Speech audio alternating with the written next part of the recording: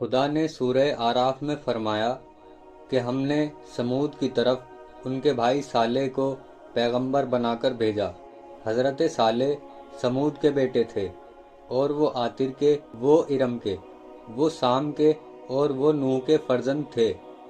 غرض خدا نے صالح کو ان کی طرف بھیجا تاکہ وہ اپنی قوم کو خدا کی طرف بلائیں، لیکن ان لوگوں نے قبول نہ کیا، بلکہ نہایت سختی کے ساتھ سرکشی کی اور کہنے لگے کہ ہم تم پر ایمان نہیں لائیں گے جب تک کہ ہمارے لیے اس پتھر سے ایک مادہ اونٹنی باہر نہ لاؤ گے جو 10 مہینے کا حمل رکھتی ہو۔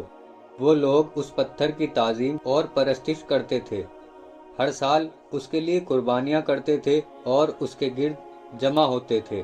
پھر حضرت صالح سے ان لوگوں نے کہا، اگر تم پیغمبر اور رسول ہو جیسا کہ بیان کرتے ہو تو اپنے پروردگار سے دعا کرو کہ ہمارے لیے اس پتھر سے ایک مادہ اونٹنی جو 10 ماہ کا حمل رکھتی ہو باہر لا دے۔ تو خدا نے ان کی خواہش کے مطابق ایک ناکہ اس پتھر سے ظاہر کیا اور حضرت صالح کو وحی کی، ان لوگوں سے کہہ دو کہ خدا نے ایک روز پانی اونٹنی کے لیے مخصوص کیا ہے اور ایک روز تم لوگوں کے لیے۔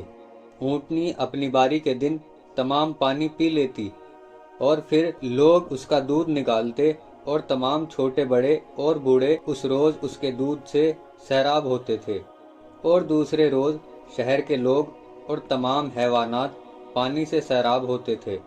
اس روز اونٹنی پانی نہیں پیتی تھی۔ اسی صورت سے جب تک خدا نے چاہا بسر ہوئی۔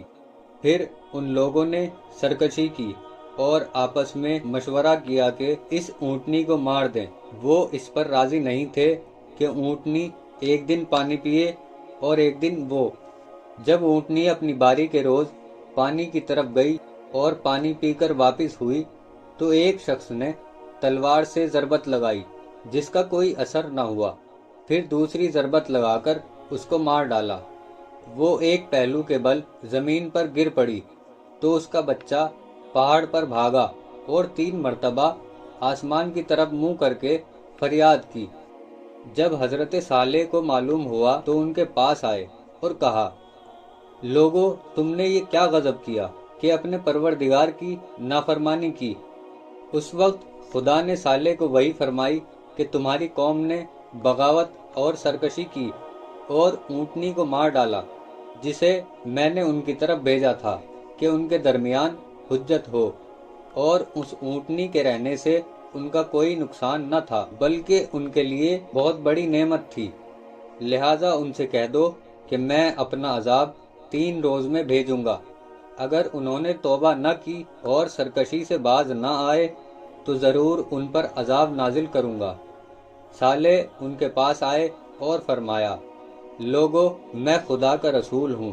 وہ کہتا ہے، اگر توبہ کر لوگے اور سرکشی سے باز آؤ گے اور استغفار کرو گے تو تمہارے گناہ بخش دوں گا اور تمہاری توبہ قبول کروں گا۔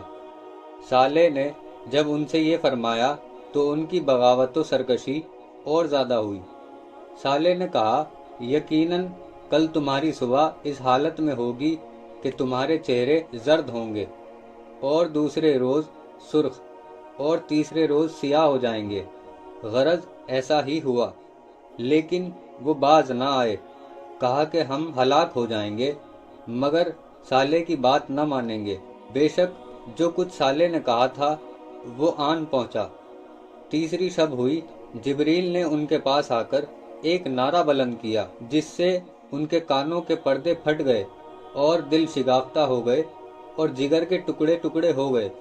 پھر خدا نے اس آواز کے ساتھ آسمان سے ایک آگ نازل کی جس نے سب کو جلا دیا۔